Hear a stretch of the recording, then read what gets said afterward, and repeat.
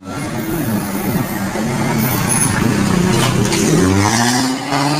company which is responsible for introducing tough 4x4 vehicles to the Indian market like Wheelies, Scorpio, XUV500, and the most important them of all, an Indian 4x4 off-roader king with an iconic name, Thar.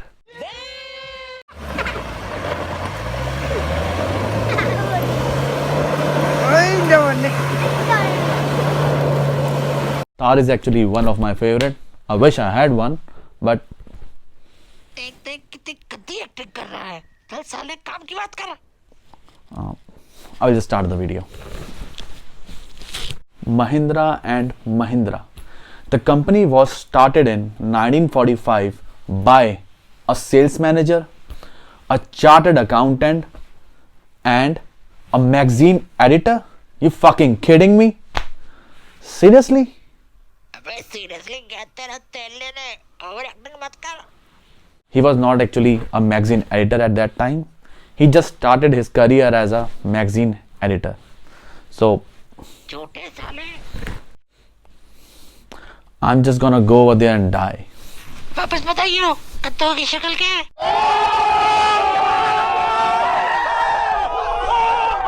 This story starts with Jagdish Chandra Mahindra.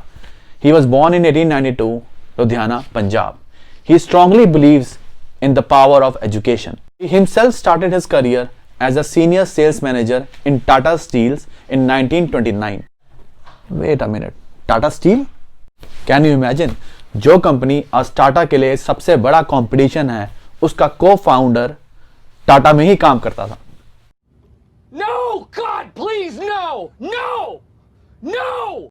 Steel industry की demand बढ़ते देख जगदीश महिंद्रा को यह ख्याल आया कि क्यों ना खुद की स्टील कंपनी खोली जाए। यहां से एंट्री हुई मलिक गुलाम मोहम्मद की। मलिक गुलाम मोहम्मद जो एक सक्सेसफुल चार्टर्ड अकाउंटेंट थे। Jagdish Chandra contacted Malik Mohammed, and in 1945, Ludhiana, Punjab, a new company was formed by the name of Mohammed and Mahindra Steel Trading Company.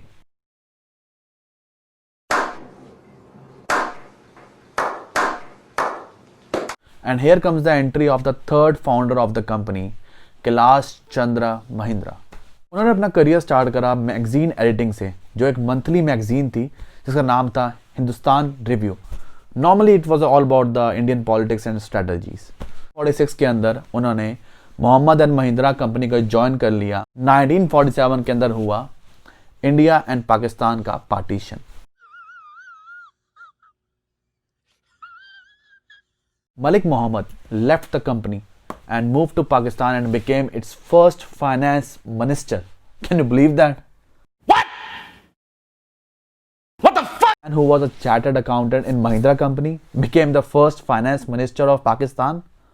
अबे ऊपर देखन दे। अबे काम की बात कर ले बहुत गालियां खाएगा। Seriously? 1947 में इंडिया के इंडिपेंडेंस के बाद महिंद्रा ब्रदर्स ने ये सोचा, यंग नेशन है तो मोड ऑफ ट्रांसपोर्ट भी नया होगा। They need a vehicle to sustain in the tough roads of India. उन्होंने फिर व्हीली ओवरलैंड, जो एक American 4x4 off road vehicle manufacturing company है, से कॉन्टैक्ट किया if they are interested in making cars in India. Government के approval के बाद 1948 के अंदर व्हीली ओवरलैंड का एक प्रोडक्शन हाउस खोला गया एंड कंपनी का एक नया नाम सामने आया, Mahindra and Mahindra. Wheelie overland वो कंपनी है जिसने वर्ल्ड की फर्स्ट मिलिट्री यूटिलिटी व्हीकल्स को इंट्रोड्यूस किया था वर्ल्ड वॉर के टाइम। यही कंपनी आगे जाकर ये कंपनी बनती है।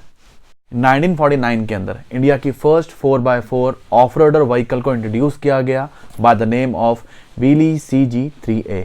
1960 में आया green revolution. The government wants to promote farming because it can become the greatest strength of India. He contacted international harvesters, जो यूएस बेस्ड एक मैन्युफैक्चरिंग कंपनी थी जो एग्रीकल्चर की मशीनरी बनाती थी। And in 1961 Mahindra and Mahindra collaborated with international harvesters and a new segment was form, tractor division. फिर 1997 के अंदर आनंद महिंद्रा बने managing director. In 2000, Mahindra introduced its new SUV by the name of Bolero. Bolero के साथ महिंद्रा ने एक न्यू लोगो भी launch करा, which was in a shape of a road to a bright future. Bolero was introduced with 2.5 liter turbocharged diesel engine producing up to 64 bhp and 180 Nm of torque. फिर आया 2002, महिंद्रा ने launch करी अपनी first global sale SUV Scorpio.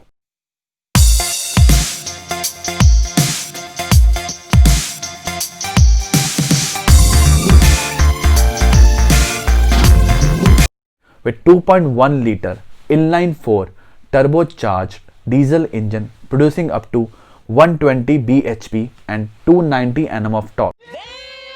Mahindra ने automotive sectors की और भी companies को टेक ओवर किया, जैसे 2007 में पंजाब ट्रैक्टर लिमिटेड, जिसे आज हम स्वराज के नाम से भी जानते हैं, एंड 2008 के अंदर kinetic two wheeler business and Yancheng tractors which was a Chinese tractor company. And 2010 के अंदर महिंद्रा ने टेक ओवर करा Korean based motor company SsangYong and Reva electric car company. Same year Mahindra ने अपनी ओल्ड स्कूल स्टाइल जीप को revise करके एक new car launch करी by the name of Thar. Thar was introduced with 2.5 liter inline 4 turbocharged diesel engine producing up to 63 brake horsepower and 182.5 Nm of torque. 2011 में महिंद्रा ने start करी एक electronic formula 1 racing division to race in the formula 1 racing championship of electric cars. 2011, Mahindra launched its XUV 500 with a new 2.2 liter turbocharged diesel engine which produces up to 140 bhp and 330 Nm of torque. This was the most powerful engine Mahindra has ever produced.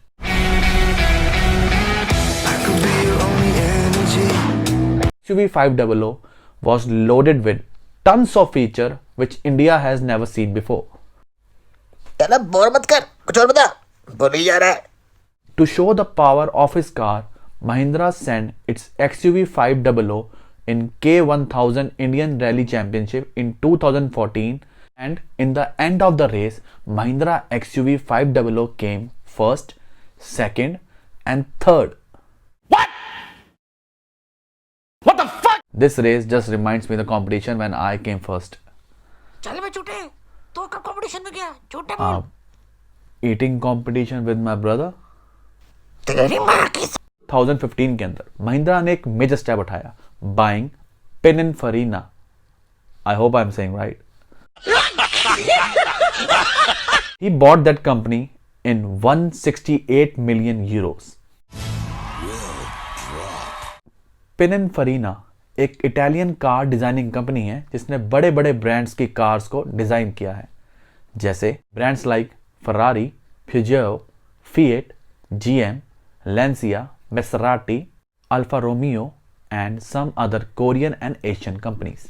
2018, Mahindra introduced an economical 4x4 utility vehicles for international market named Roxor. Roxor was powered with 2.2 turbocharged diesel engine produces up to 64 horsepower. In 2020, American-based motor vehicle company, this one, has put a case on Mahindra that Mahindra is copying his company's vehicle Wrangler to make Roxor. Hey Jeep, use.